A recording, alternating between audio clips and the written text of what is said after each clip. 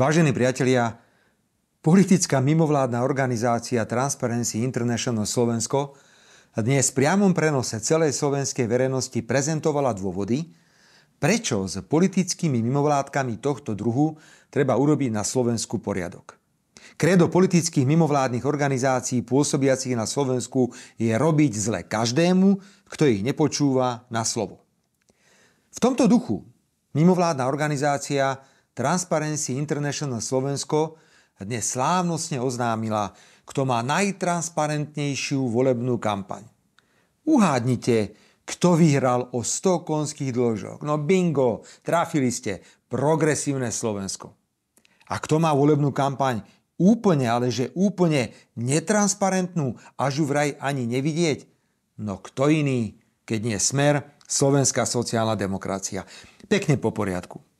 Transparency International Slovensko si samo pre seba vymyslelo kritéria hodnotenia transparentnosti volebných kampaní bez akejkoľvek opory v príslušnom zákone.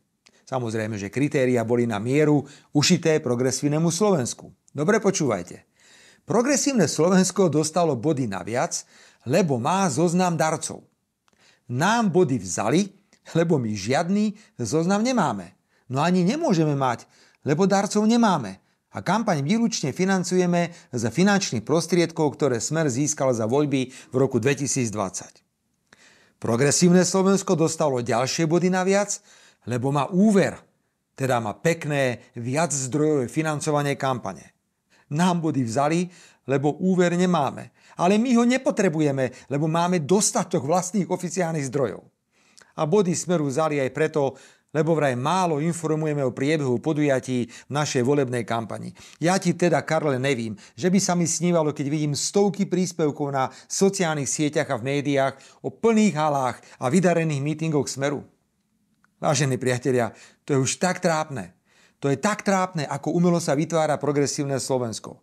Strana, ktorá má za ostatné 3 roky 3. predsedu a ktorá presadzuje rodovú ideológiu v školách, legalizáciu všetkých drog, znižovanie dôchodkov, čistá bublina. Už ani nehovorím o tom, že Progresívne Slovensko je plné ľudí, ktorí pôsobili v tejto mimovládke. To je tak úbohé, ako útrpne politické mimovládne organizácie hľadajú akýkoľvek dôvod, aby mohli opľuť Smer. Kampaň je buď vedená v súlade so zákonom, alebo protizákonne.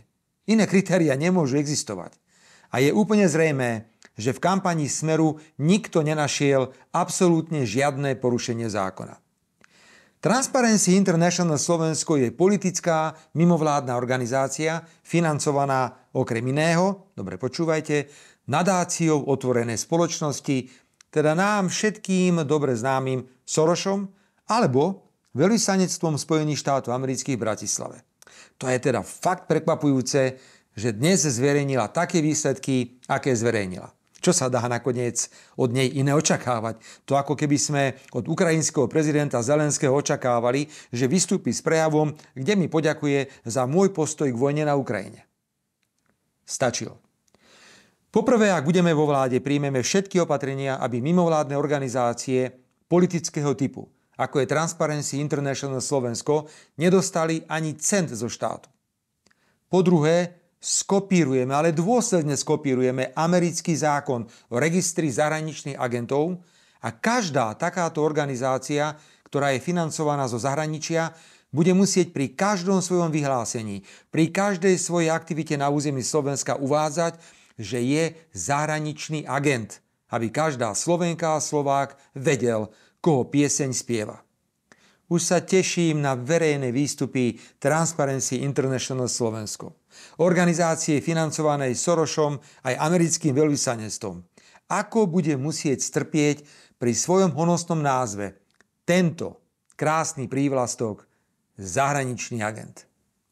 A ďakujem za hlúposť chlapcom a dievčatám z Transparency International Slovensko, ktorá nám umožňuje odhaľovať praktiky týchto politických diverzantov.